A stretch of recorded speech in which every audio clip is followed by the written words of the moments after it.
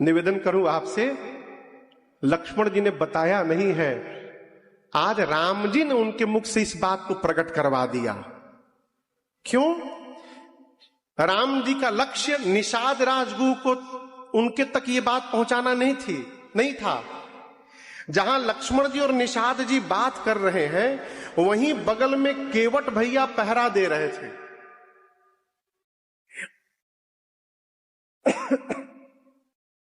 राम जी जानते हैं कि केवट जी के कान तक ये बात पहुंच जाए कि ये जो सामने सोए हैं राम जी, ये जीव नहीं है, राम जी जगदीश हैं और इनके चरणों में प्रीति करना ही जगत जीवन का असली परमार्थ है।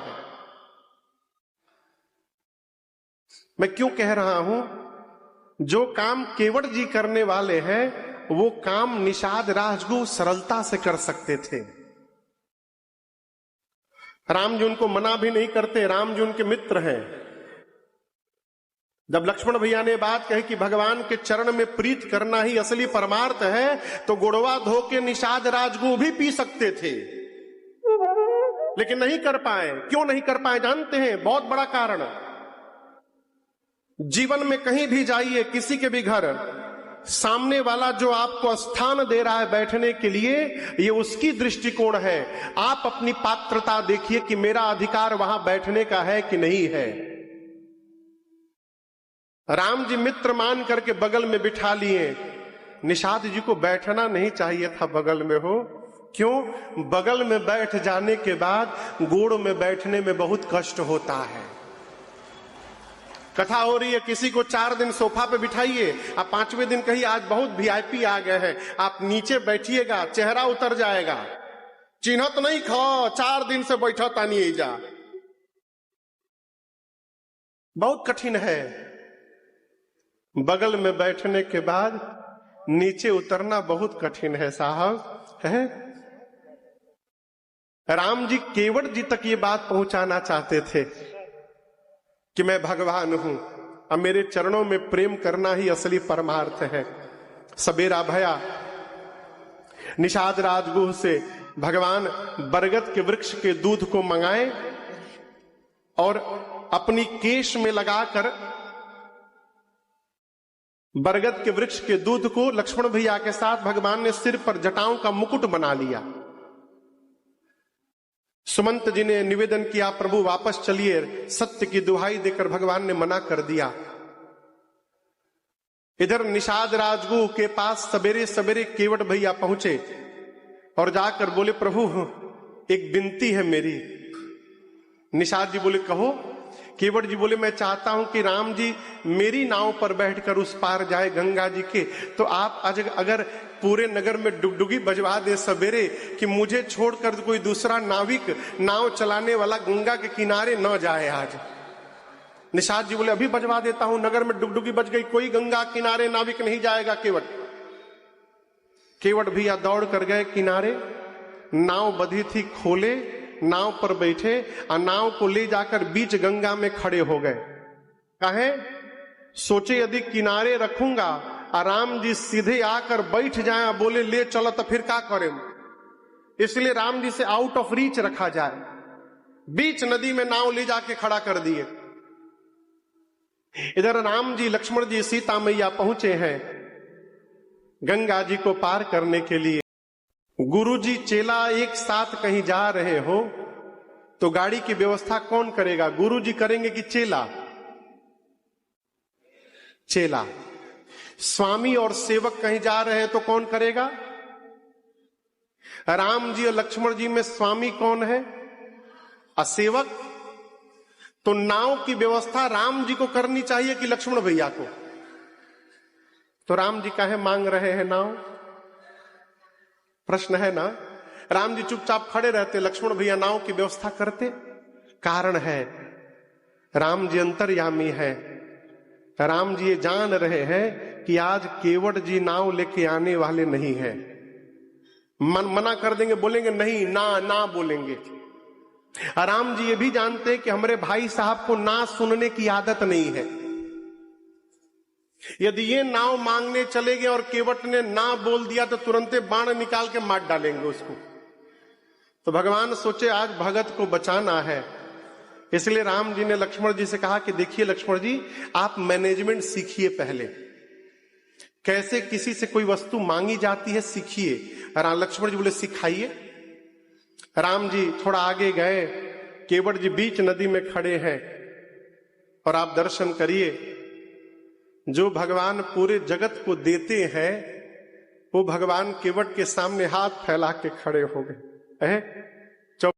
राम जी ने सीधे सीधे वाक्य में नाव मांगी, मांगी नाव। केवट जी का बोले नहीं लाऊंगा, न केवट आना,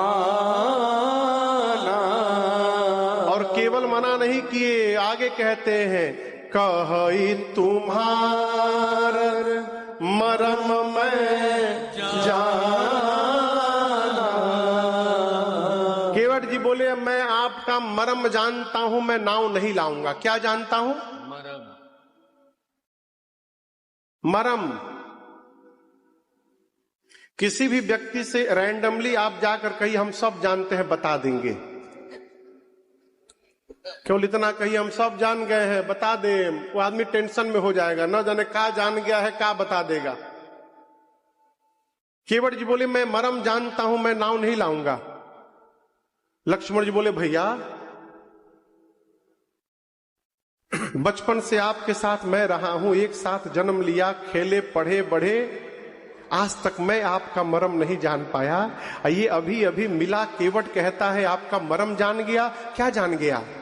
राम जी बोले हम का जाने का जान गया, उसी से पूछो का जान गया। लक्ष्मण जी बोले कौन सा मरम जानते हो? केवट जी बोले वही जो आप नहीं जानते हैं। लक्ष्मण जी बोले सीधा सीधा बताओ क्या जानते हो? केवट जी बोले मैं जानता हूं आपके भैया कौन है।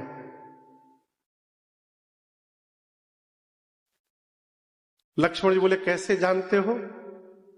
केवट जी बोले देखिए हमारे बाबा नाव चलाते थे, बाबूजी चलाते थे, और उनके बाद मैं भी नाव चलाता हूं।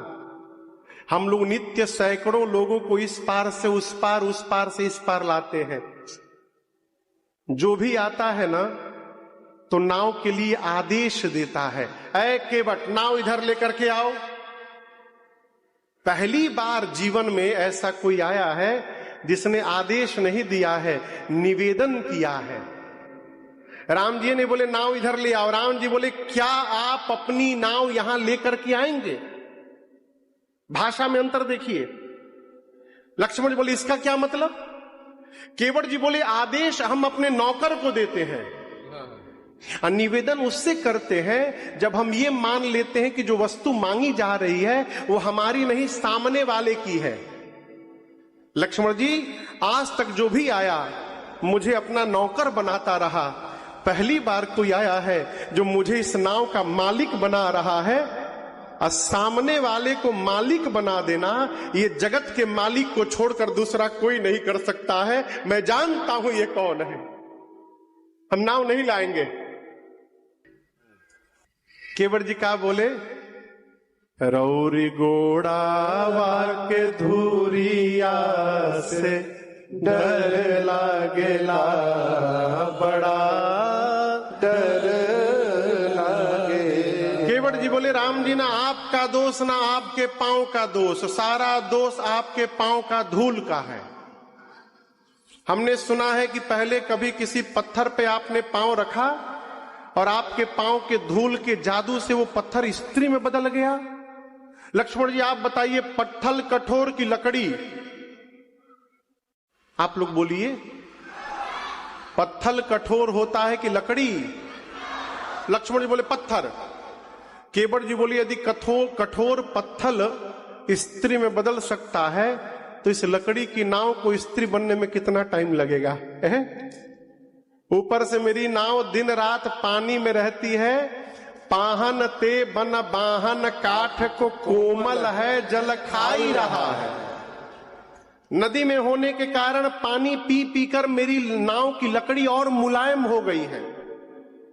पत्थर को तो स्त्री बनने में टाइम भी लगा होगा, ये लकड़ी की नाव तुरंत स्त्री बन जाएगी। कोई बात नहीं प्रभु, एक बार पांव धुलवा लीजिए, वो जड़ी बूटी धो करके पांव बाहर निकाल देता हूं, उसके बाद नाव पर बैठिए, जहां बोलिएगा वही जा पहुंचा दे। लक्ष्मण जी राम जी से बोले कि भैया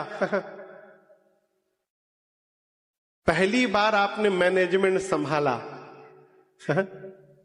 और आपका मैनेजमेंट फेल हो गया, मना कर दिया नहीं लाऊंगा। मैं मांगता और यदि ये मना किया होता ना तब तक मैं बता देता इसको। राम जी बोले इसीलिए आपको नहीं मांगने दिया कि आप बता दिए होते। लक्ष्मण भैया बोले अरे भैया मना कर दिया नहीं लाऊंगा। राम जी बोले मना कर दिया तो क्या हुआ, केवट जी मेरे भगत हैं। लक्ष्मण जी बोले भगत है मतलब? आप कह रहे नाव लाओ, ही कह रहे नहीं लाएंगे, मतलब जो आपकी बात न माने वो आपका भगत। राम जी बोले और कौन मेरी बात नहीं मान रहा है? लक्ष्मण जी बोले पीछे देखिए मुड़ के, 2 घंटा पहले आपने सुमंत जी को कहा था रथ लेकर वापस चले जाइए, देखिए पेड़ के नीचे खड़े हैं, गए नहीं हैं। उनको आपने कहा चले जाओ, वो जा नहीं रहे हैं। आइन भाई साहब से आप कह रहे हैं आ जाओ। अयोध्या से चलते समय मैं आपको और सीता दोनों को मना किया था मत चलिए, आप दोनों मेरी बात माने? आप बोलिए माने? नहीं माने। राम जी बोले आप ही दोनों ने मिलकर मेरी बोहनी बिगाड़ी है। अयोध्या से चलते समय आप दोनों मेरी बात नहीं माने, देखिए जो मिल रहा है कोई मेरी बात नहीं मान रहा है। लक्ष्मण जी बोले केवट जी से आप जो कही रहे हैं कि पांव के जादू से नाव स्त्री में बदल गया पत्थर, ये घटना केवल एक बार घटी है, एक बार। यदि पांव में जादू होता तो कोई दूसरा पत्थर क्यों नहीं बना स्त्री? आज तक कभी सुना है आपने? केवल एक बार हुआ है। केवट जी बोले हम भी जानते हैं दूसरा पत्थर नहीं बना, लेकिन हम आपसे पूछ रहे हैं कौन सा पत्थर स्त्री बना था, आप बताइए। केवट जी बोले मैं बताता हूं, आप नहीं बता पाइएगा। जिस पत्थर की ओर राम जी ने हाथ से इशारा करके पूछा था गुरुदेव वो पत्थर कैसा है, जिस पत्थर पर उंगली से इशारा किया था वो पत्थर स्त्री में बदल गया। आज किनारे सैकड़ों नाव लगी है, किनारे वाली नाव राम जी को नहीं दिखाई दी। अब मेरी नाव बीच नदी में खड़ी थी, दिखाई पड़ गई। राम जी ने मेरी नाव को भी हाथ से इशारा करके मंगाया है, नाव ले आइए। इसका मतलब इशारा हो गया है, खतरा आज भी मंडरा रहा है। अब मैं इतना बड़ा रिस्क लेने वाला नहीं हूं। पांव धुलवाइए, उसके बाद आपको ले चलूंगा। राम जी मौन है। केवट जी बोले प्रभु देखिए हम सत्य बता रहे हैं, हमारी घर में हमारे 12 लड़का है, अभी सब छोट छोट है, अभी बड़ा कोई नहीं हुआ है अभी बहुत। अरे पात भरी सहरी मेरे सकल सूत वारे वारे, हम केवट के जाति कछु वेदना पढ़ाई हो। हम केवट जाति से हैं, वेद नहीं पढ़े हैं कि नाव चली जाएगी तो पूजा पाठ करके पेट पाल लेंगे प्रभु। और एक बात कहे राम जी, सब परिवार मेरो याही लागी राजा जो हो दीन बीतहीन कैसे दूसरी गढ़ाई हो। मेरा पूरा परिवार इसी नाव के सहारे जीवित है प्रभु। नाव चली जाएगी तो हमारा लड़का भूखों मर जाएंगे, हैं? रुपया नहीं है कि नाव चलेगी तो दूसरों नाव बना लेंगे, कहां से बनाएंगे? पैसे नहीं है, गरीब है हम लोग। और एक समस्या बताएं प्रभु, हमने सुना है कि जो स्त्री बनती है वो ब्राह्मणी होती है। आप पहले ही क्लियर करिए कि आप हमारा उद्धार करने आए कि हमारी नाव का उद्धार करने आए। मतलब आप चाहते हैं कि हमारा नाव ब्राह्मणी हो जाए, हम मल्लाह के मल्लाह बने रहे। दोहरी मार पड़ेगी। नाव यदि स्त्री बन गई तो घर में भोजन करने वाला एक मेंबर बढ़ जाएगा, आज जिससे घर में भोजन आएगा वो साधन समाप्त हो जाएगा मेरा, हम तो दोनों ओर से चले जाएंगे नाथ। अब वो ब्राह्मणी होगी हमारे साथ मेरे घर में रहेगी, बोलेगी तुम मल्लाह हो, तुम्हारे साथ नहीं रहूंगी, नया घर बनाओ, कपड़ा लाओ, राशन लाओ, बासन लाओ। पहलकी का तो पेट भर ही नहीं पा रहा हूं, दूसरकी को देकर कहे झंझट में डालना चाहते हैं प्रभु। पांव धुलवा लीजिए ना। अरे तुलसी के ईसराम रावरो सो साची कहो, बिना पग धोए नाथ नाम ना चढ़ाई हो। बिना पांव धोए नाव पर पांव रखने नहीं दूंगा। बोलिए धो लूं? राम जी तो मौन, कुछ नहीं बोल रहे। केवट जी बोले गले में कोई तकलीफ है बोलने में? यदि तकलीफ है तो इशारा करिए, हम इशारा बहुत बढ़िया समझ लेते हैं। लक्ष्मण जी बोले का इशारा कर ले? बोली जो गर्दन है ना, 2 बार धुला लीजिए ना प्रभु, 1 बार पांव धुलवा लीजिए, फिर उस पार पहुंचा दूंगा उस पार। राम जी कुछ नहीं बोले। केवट जी मन में बोले भाई ऐसन पैसेंजर से ताज ले भेंटे ना भई रहला, 1 बार बोल के चुप्पी साध ले, कुछ बोले नहीं रहे हैं। लक्ष्मण जी केवट जी बोले देखिए यदि आपको नहीं धुलवाना है तो बोलिए नहीं धुलवाऊंगा, मैं दूसरा उपाय बताता हूं। लक्ष्मण जी बोले दूसरा उपाय क्या है? बोले गंगा के किनारे किनारे चलिए, एक जगह ऐसा है मैं जानता हूं, वहां खाली कमर भर पानी है, नाव की आवश्यकता नहीं, पैदल हेला देम। हेला देम बुझाता? केवट जी बोले अरे हेल जा मलिकार बाहेला। केवट जी बोले राती खान